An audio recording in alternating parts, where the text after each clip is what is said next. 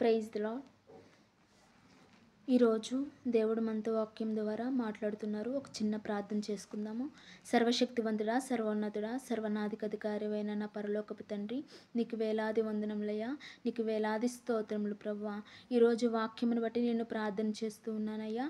నీ వాక్యము ద్వారా ప్రభువా ప్రతి ఒక్కరితో మాట్లాడమని ఆశపడుతూ ఉన్నాను. నాతో మాట్లాడమని ఆశపడుతూ ఉన్నాను ప్రభువా. ఈ వాక్యంలో నీవు ఉండి నడిపించమని, ఈ వాక్యం నేను చెప్తూ ఉన్నప్పుడు స్పష్టంగా నన్ను నేను అర్థం చేసుకొని, వాక్యమును అర్థం చేసుకొని చెప్పగలిగే జ్ఞానమును నాకు దయచేయమని అడుగుతూ ఉన్నాను. జ్ఞానము కొదువుగా ఉన్నదా? అయితే నన్ను అడుగుము, నేను మీకు జ్ఞానమును దయచేయనని ఇదిగో నేను వాగ్దానం ఇచ్చినటువంటి దేవా అడుగుతూ ఉన్నానయ్యా. వాక్యము నేను వినిపిస్తూ ఉన్నప్పుడు ప్రభువా, నా యొక్క మాటల యందు నీవు ఉండి నన్ను నడిపించమని ఆశపడుతూ నజరేయుడైనటువంటి యేసుక్రీస్తు నామంలో అడిగి వేడుకొంచున్నాను నా పరమ తండ్రి, ఆమేన్. ఈరోజు వాక్యము సామెతలు 2వ అధ్యాయము 5వ వచనము ఒకసారి చదువుకుందాము. నీ స్వబుద్ధిని ఆధారము చేసుకొనక నీ పూర్ణ హృదయముతో యెహోవా యందు నమ్మికముంచుము. నీ ప్రవర్తన అంతటి యందు ఆయన అధికారమునకు ఒప్పుకొనుము. అప్పుడు ఆయన నీ త్రోవలను సరళము చేయును. నేను జ్ఞానిని కదా అని నీవనుకొనవద్దు. యెహోవా యందు భయభక్తులు కలిగి చెడుతనమును విడిచిపెట్టుము. అప్పుడు నీ దేహమునకు ఆరోగ్యమును, నీ ఎముకలకు సత్తువయు కలుగును.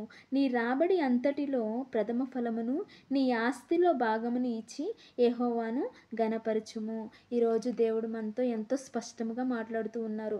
ఏమని? నీ స్వబుద్ధిని ఆధారము చేసుకొనక నీ పూర్ణ హృదయముతో యెహోవా యందు నమ్మికముంచుము. మన స్వంత బుద్ధితో మనం ఎన్నో పనులు చేస్తూ ఉంటాము. మన సొంత ఆలోచనలతో మనం ఎన్నో పనులు చేస్తూ ఉంటాము కదా.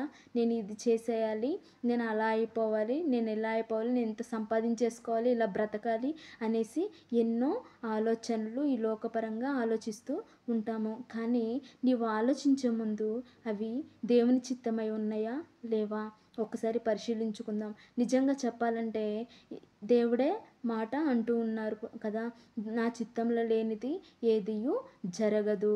నువ్వు ఎంత ప్రయాసపడినా, ఎంత ఆశపడినా, ఎంత దానికోసము పరిగెత్తినను సరే ఖచ్చితంగా దేవుని చిత్తంలో లేకపోతే నీవు ఖచ్చితంగా మరలా వెనక్కి తిరిగి వస్తావు. అది చెప్తూ ఉన్నారు. నీ స్వబుద్ధిని ఆధారం చేసుకొనక నీ పూర్ణ హృదయముతో యెహోవా యందు నమ్మిక ఉంచును. మన స్వంత బుద్ధిని ఎప్పుడు కూడా ఆధారము చేసుకోకూడదు. ఒకవేళ నీ సొంత ఆలోచనలో నీకు అది ఇష్టమైంది అయితే ఒక్కసారి దేవునికి ప్రార్థన చేయి. దేవా, ఇది నీ చిత్తంలో ఉందా లేదా అని ప్రార్థన చేసినప్పుడు దేవుడు నీకు వాగ్దాన రూపంలో కానీ లేక స్వర్ణ అంటే మన కలలు వచ్చినప్పుడు కానీ దేవుడు తెలియజేస్తారు. ఖచ్చితంగా తెలియజేస్తారు. దేవుడు మీతో ఖచ్చితంగా మాట్లాడతారు.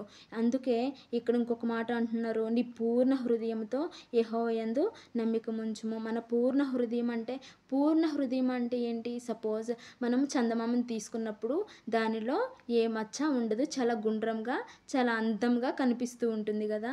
నీ పూర్ణ హృదయము కూడా, నీ హృదయము అలాంటి మచ్చ లేకుండా ఉందా? దేవుడు ఒక మాట అంటున్నారు, నువ్వు చల్లగానైనను వెచ్చగానైనను ఉండు, నులివెచ్చగా మాత్రము ఉండొద్దు అంటున్నారు. నువ్వు చల్లగానైనా ఉండు, వెచ్చగానైనా ఉండు. నులివెచ్చగా ఉన్నప్పుడు ఏం జరుగుతుంది? నువ్వు సహజీవితము ఈ లోకంలో జీవిస్తూ దేవుల్లో సహం జీవిస్తూ ఉంటే దేవుడు కార్యము ఖచ్చితంగా జరిగించరు. అందుకే దేవుడు ఆల్రెడీ మన బైబిల్ గ్రంథంలో రాయించారు, నువ్వు చల్లగానైనా ఉండు, వెచ్చగానైనా ఉండు. కానీ నులివెచ్చగా ఉండడం చాలా తప్పు. మా నాన్న ఎప్పుడు చెప్తూ ఉంటారు, ఇంట్లో మేము ఫ్యామిలీ ప్రేయర్ చేసుకుంటున్నప్పుడు, నువ్వు చల్లగానైనా ఉండు, వెచ్చగానైనా ఉండు, కానీ నులివెచ్చగా ఉండొద్దని చాలాసార్లు వాక్యంతో మాట్లాడారు. కానీ ఈ లోకపరంగా జీవిస్తూ ఉన్నప్పుడు ఈ లోక ఆశలకు, ఈ లోకంలో ఉన్నటువంటి ప్రతి దానికి మనము బానిసలమైనప్పుడు మనకి దేవుడు మాట్లాడినను సరే మనం దానిని పట్టించుకోము. మీరు కూడా ఖచ్చితంగా తెలుసుకోవాలి. చల్లగానైనా ఉండు, వెచ్చగానైనా ఉండు, కానీ నులివెచ్చగా మాత్రము ఉండొద్దు అంటున్నారు. ఈ నులివెచ్చగా ఉన్నప్పుడు మన హృదయము అనేది పూర్ణ హృదయము అనరు.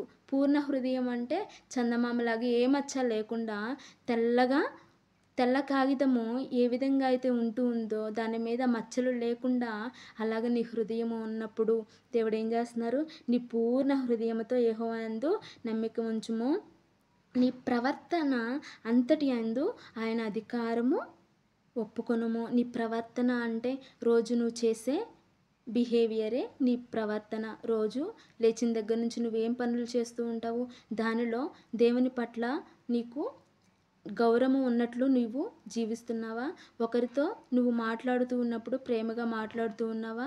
నీ మాటలను బట్టి, నీ నీ బిహేవియర్‌ని బట్టి, నువ్వు చూసే చూపులను బట్టి, నీవు నడిచే నడవడికను బట్టి దేవుని ప్రవర్తన నీలో ఉందా? లేదా? అన్నది మనము ఒక్కసారి పరిశీలించుకుందాము. నీ ప్రవర్తన అంతటి యందు ఆయన అధికారమునకు ఒప్పుకోవాలంట. అప్పుడు ఆయన నీ త్రోవలను సరళము చేయును. నీ త్రోవలు అంటే నువ్వు మనలో మన త్రోవలు వంకర టింకరగా ఉంటాయి. మన జీవిత ప్రయాణము వంకర టింకరగా ఉంటాయి. కానీ నీవు నీ సొంత బుద్ధితో నడుచుకున్నట్లేదు అయితే, నీ పూర్ణ హృదయము దేవునికి అప్పగిస్తున్నట్లయితే, నీ నీ ప్రవర్తన అంతటి యందు దేవుడు ఉన్నట్లయితే, అప్పుడు ఏం చేస్తారు? నీ యొక్క త్రోవలను సరళము చేస్తారనమాట. ఈరోజు దేవుడు చాలా అద్భుతంగా మాట్లాడుతున్నారు కదా! అవును, నీ త్రోవలను దేవుడు సరళం చేస్తారు. నేను జ్ఞానిని కదా అని నీవు అనుకొనవద్దు. మనకు దేవుడు ఇచ్చింది జ్ఞానము. కానీ దేవుడిచ్చిన జ్ఞానమును నాకు చాలా జ్ఞానం ఉంది, నేను ఏదైనా చేయగలను వాడను అనేసి నీవు అనుకుంటున్నావా? నీవు అలా అనుకొనవద్దు. అలా అనుకున్నప్పుడు అది కూడా నీ స్వంత బుద్ధే కదా నువ్వు అలా అనుకోవడము. నువ్వు అలా అనుకున్నప్పుడు ఏమవుతుంది? మనము హెచ్చించబడేవారుగా ఉంటాము గానీ తగ్గించబడేవారుగా మనము ఉండమనమాట. అప్పుడు యెహోవా యందు భయభక్తులు కలిగి చెడుతనమును విడిచిపెట్టాలి. ఇలా వాక్యము చెప్తూ ఉన్నప్పుడు మనము ఖచ్చితంగా పరిశీలించుకోవాలి. యెహోవా యందు భయభక్తులు కలిగి మన చెడుతనమును విడిచిపెట్టాలి. చెడుతనం అంటే 10 ఆజ్ఞలను మీరడమే కాదు గానీ, మన రోజు చేసే పనులలో మనకు చెడుతనము ఉంటుందా లేదా అనేది ఒకసారి పరిశీలించుకున్నాం. మనం చూసే చూపులు, మనం నడిచే నడవడిక, మన మాట తీరు ఎలా ఉంటుంది? అది ఒకరికి నొప్పి కలిగేలా ఉంటుందా? లేకపోతే ఇంకా దేవునికి అనుగుణంగా ఉంటూ ఉందా? ప్రేమగా మనము మాట్లాడుతున్నామా? లేదా? అన్నది ఒకసారి మనము పరిశీలించుకుందాము. అది యెహోవా యందు భయభక్తులు కలిగి చెడుతనము విడిచిపెట్టుము. అప్పుడు నీ దేహమునకు ఆరోగ్యమును, నీ ఎముకలకు సత్తువయు కలుగును. చెడుతనం అంటే సపోజ్ ఫర్ ఎగ్జాంపుల్‌గా మన నిజ జీవితంలో జరిగేది. ఇప్పుడు మనం వెళ్ళి ఒక పర్సన్ గురించి పక్కన వాళ్ళతో మాట్లాడుతూ ఉన్నప్పుడు ఏమవుద్ది? అక్కడ మన టైం వేస్ట్ అవుతూ ఉంది. మన క్యారెక్టర్ లెస్ అవుతూ ఉన్నాము. అక్కడ ఇంకేం జరుగుతుంది? మనం ఎక్కువ స్ట్రెస్ ఫీల్ అవుతున్నప్పుడు అప్పుడేమవుతుంది? మనకు లేని అనారోగ్యాలు గూడా మనకు వస్తూ ఉంటాయన్నమాట. అప్పుడు ఎవరికి లాస్ ఇదంతా? మనకే లాస్ అనమాట. అప్పుడు ఏం చేయాలి? అప్పుడు ఏం జరుగుతుంది? స్ట్రెస్ ఫీల్ అయినప్పుడు ఏమొస్తుంది? బీపీ, షుగరు ఇంకా నానా రకాల అనారోగ్యాలకు గురవుతూ ఉంటాము. అంత మనకు అవసరం లేదు కదా! అయితే అందుకే దేవుడు చెప్తూ ఉన్నారు. అప్పుడు నీ దేహమునకు ఆరోగ్యమును, నీ ఎముకలకు సత్తువయు కలుగును. ఎప్పుడు కలుగుతుంది ఇదంతా? నీ సొంత నిర్ణయాలు తీసుకోకుండా నీ పూర్ణ హృదయంతో దేవుణ్ణి ఆరాధించినప్పుడు, నీ ప్రవర్తన అంతటి యందు దేవుడు ఉన్నప్పుడు నీ యొక్క దారి అనేది సరళం చేస్తారు. అదేవిధంగా నీ ఎముకలకు సత్తువయు, నీ దేహమునకు ఆరోగ్యమును కలుగును. నీ రాబడి అంతటిలో ప్రథమ ఫలమును, నీ ఆస్తిలో భాగమును ఇచ్చి యెహోవాను ఘనపరచాలి. ఇది మాత్రము ఖచ్చితంగా చేయాలనమాట. మన రాబడి అంతటిలో ప్రథమ ఫలము దేవునికి ఇవ్వాలి. నేను కూడా నిర్ణయించుకుంటున్నాను, నేను కూడా ఇవ్వాలని. మీరు కూడా ఒకసారి దీని గురించి కూడా ఆలోచించండి. దేవుడు ఈరోజు మనతో చాలా స్పష్టంగా మాట్లాడారు కదా!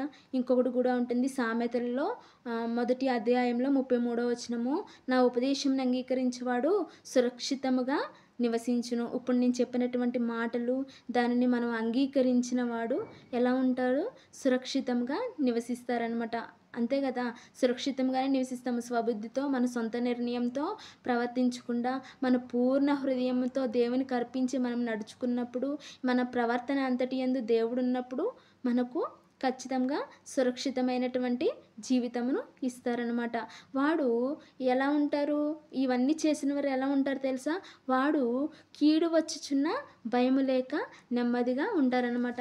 మన జీవితంలో ఎన్నో కీళ్ళు, ఎన్నో అవమానాలు, ఎన్నో సమస్యలు, ఎన్నో కష్టాలు, ఎన్నో ఆరోగ్య సమస్యలు, ఎన్నో ఆర్థికపరమైనటువంటి సమస్యలు మన జీవితంలో ఎదుర్కొంటూ ఉంటాం కదా! అవన్నీ మన జీవితంలో ముట్టి, మన జీవితంలో వచ్చి మనల్ని బాధ పెడుతున్నను సరే, వాటిని మనము జయించగలిగే శక్తిని దేవుడు మనకు ఇస్తారనమాట. అప్పుడు ఎలా ఉంటాము? నెమ్మదిగా ఉంటాము. నేను నిన్న వాక్యంలో చెప్పిన రీతిని బట్టి నీ ఆపద, నీ యొక్క కార్యము దేవునికి అప్పగించినప్పుడు మనకు ఆయన సహాయం చేస్తారని చెప్పాను కదా! ఆ వాక్యం ఇక్కడ చెప్తుంది. వాడు కీడు వచ్చుచున్న భయము లేక నెమ్మదిగా ఉంటారు. అవును కదా! కీడు వచ్చుచున్న భయం లేక నెమ్మదిగా ఉంటాము. మనమున్న పరిస్థితులను బట్టి దేవుడికి ప్రార్థన చేసినప్పుడు ఖచ్చితంగా ఆయన మనకు సహాయం చేస్తారు. ఈరోజు ఈ చిన్న వాక్యము దేవుడు దీవించును గాక. నా కోసము ప్రార్థన చేయండి. నేను ఇంకను దేవుడిలో వెదగాలని, నేను చెప్పినటువంటి వాక్యంలో ఏమన్నా తప్పిదములు ఉంటే నన్ను క్షమించి నా కొరకు ప్రార్థన చేయమని, నేను ఇంకా దేవుళ్ళో బలపడాలని నా కోసం ప్రార్థన చేయండి. Praise the lord.